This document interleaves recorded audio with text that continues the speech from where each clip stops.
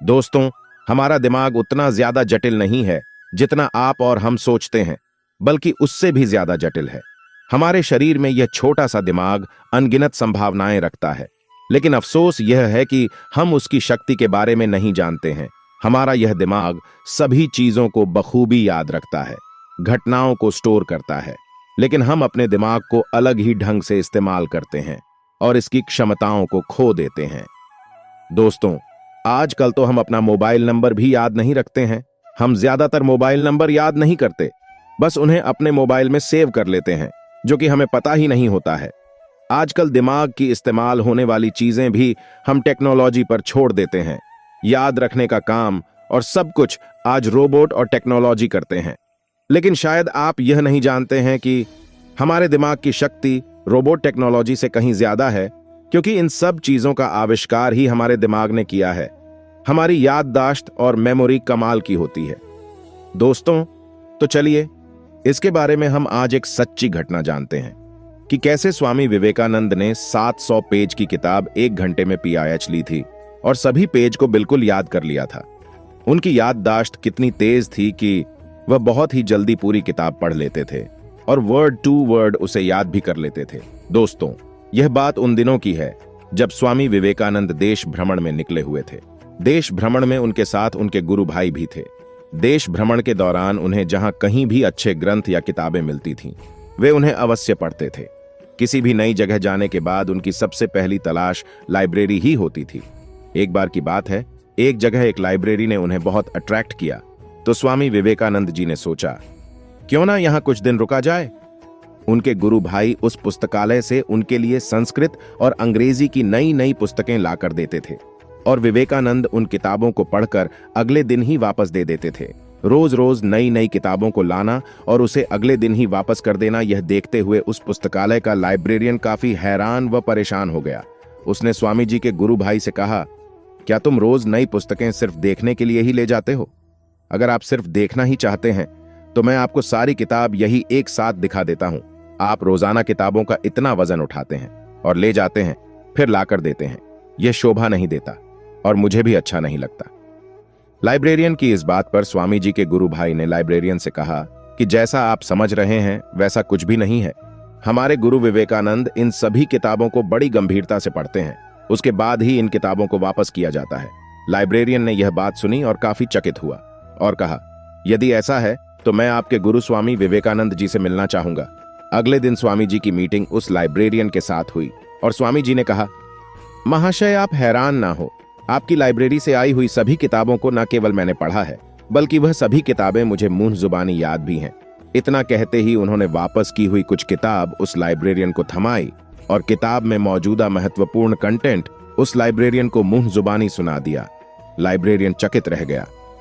फिर लाइब्रेरियन ने उनके तेज दिमाग का रहस्य पूछा, तो विवेकानंद बोले कि किसी भी चीज को पूरे फोकस के साथ याद किया जाए तो वह पूरी तरीके से आपकी मेमोरी में स्टोर हो जाती है। आपका दिमाग चीजों को कभी नहीं भूलता, उसके लिए जरूरी है आपको आपके दिमाग की और मन की शक्ति को पहचानना, और यह शक्ति अभ्यास और ध्यान से आती है। दोस्तों, ऐसी ही एक और दूसरी कहानी भी है जो स्वामी विवेकानंद जी के जीवन से जुड़ी है। स्वामी विवेकानंद जी भारत के पहले ऐसे योगी थे जो अमेरिका गए थे 1893 में। उन दिनों विवेकानंद जी ने एक क्रांति सी ला दी थी। एक बार की बात है, स्वामी विवेकानंद अमेरिका से लौटते समय वह एक जर्मन फिलोसोफर के पास मेहमान थे। भोजन के बाद वह एक स्टडी रूम में बैठकर चर्चा करने लगे। वहीं मेज पर एक साथ 700 पेज की भारी भरकम किताब रखी हुई थी और वह फिलोसोफर उस किताब की बहुत ही तारीफ कर रहा था। फिर स्वामी जी बोले, क्या आप मुझे यह किताब 1 घंटे के लिए दे सकते हैं? मैं देखना चाहता हूं ऐसा इस किताब में क्या है जो आप इतनी तारीफ कर रहे हैं। फिर वह फिलोसोफर हंसने लगा और कहा, क्या आप इस किताब को 1 घंटे में पढ़ने वाले हैं? मैं तो इसको कई हफ्ते से पढ़ रहा हूं, लेकिन मैं इस किताब को समझ नहीं पा रहा हूं क्योंकि यह बहुत जटिल है, और वैसे भी यह किताब तो जर्मन भाषा में है और आपको तो यह भाषा आती भी नहीं है। फिर इस 1 घंटे में आप क्या कर सकते हैं? फिर विवेकानंद जी ने कहा, आप जरा किताब तो दीजिए, किताब को देखकर बताता हूं कि क्या कर सकता हूं। फिर वह किताब उन्हें दे दी गई। उन्होंने उस किताब को अपने दोनों हाथों के बीच में पकड़ा और फिर आंखें बंद करके बैठ गए। और फिर 1 घंटे बाद किताब को वापस करते हुए स्वामी विवेकानंद जी ने कहा, इस किताब में इतना कुछ खास नहीं है, तो उस आदमी ने सोचा कि स्वामी विवेकानंद के घमंड की तो हद ही हो गई।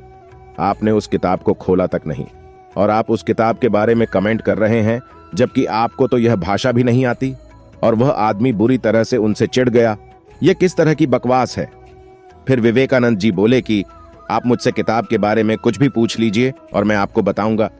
फिर उस आदमी ने पूछा कि पेज नंबर 633 में क्या लिखा है, और फिर स्वामी विवेकानंद जी ने किताब में लिखा। एक एक शब्द बिल्कुल वैसा ही बता दिया। दोस्तों, स्वामी जी का दिमाग इतना तेज था कि आप सिर्फ पेज का नंबर बोलिए, उस पेज पर लिखी एक एक बात को वह वर्ड टू वर्ड बता देंगे। यह सुनकर वह आदमी बहुत ही आश्चर्यचकित हो गया कि आखिर ऐसा कैसे हो सकता है। यह तो चमत्कार है। आपने किताब खोली तक नहीं, फिर यह कैसे हो गया। फिर विवेकानंद बोले, इसीलिए लोग मुझे विवेकानंद कहते हैं। दोस्तों, कुछ इस तरह से थी स्वामी विवेकानंद जी के दिमाग की क्षमता और उनके बोध की शक्ति। दोस्तों, यह तभी संभव है जब आप अपने दिमाग की क्षमता को पहचान पाए, उस पर भरोसा कर पाए। आप यह नहीं सोचिए कि सिर्फ विवेकानंद के पास ही यह शक्ति ईश्वर ने दी थी, बल्कि हम सब में इस तरह की क्षमता है। हम सभी का दिमाग बहुत शक्तिशाली है, बस हम जानते नहीं हैं कि उसका इस्तेमाल कैसे करना चाहिए। दोस्तों, स्वामी विवेकानंद के तेज दिमाग का रहस्य उनके आत्मसमर्पण, योग, शिक्षा के प्रति आस्था और सही तरीके से सोचने की क्षमता में छिपा है। उन्होंने अपने जीवन को धर्म और सेवा के लिए समर्पित किया और अपने दार्शनिक और ध्यानी योग कौशल का प्रयोग करके समाज को मार्गदर्शन दिया। उनका जीवन हम सभी के लिए एक प्रेरणा स्रोत है और उनकी मानसिक शक्ति का रहस्य हमें सोचने के लिए प्रोत्साहित करता है। दोस्तों, इसी तरह और भी मोटिवेशनल वीडियो देखने के लिए वीडियो को लाइक करें, शेयर करें और सब्सक्राइब करें और बेल आइकॉन को जरूर प्रेस कर दें ताकि नए वीडियो का नोटिफिकेशन मिलता रहे। धन्यवाद।